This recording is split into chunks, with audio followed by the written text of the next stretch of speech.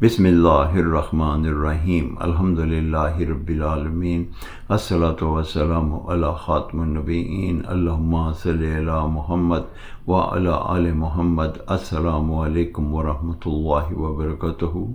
میری آج کی گفتگو کا عنوان ہے قرآن مجید کی ہماری زندگی میں اہمیت۔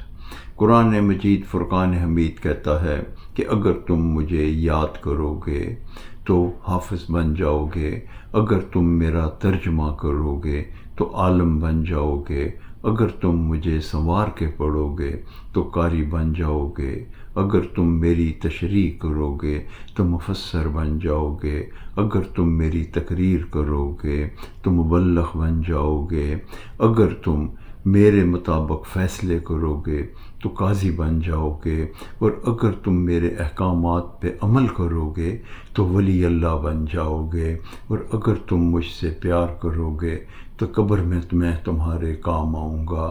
اللہ رب العزت ہمیں قرآن مجید پڑھنے کی توفیق عطا فرمائے، قرآن پڑھنے، اس کو سیکھنے اور اس پہ عمل کرنے کی توفیق عطا فرمائے۔ اسی میں ہماری بھلائی ہے، اسی میں ہماری فلاح ہے۔ السلام علیکم ورحمۃ اللہ وبرکاتہ۔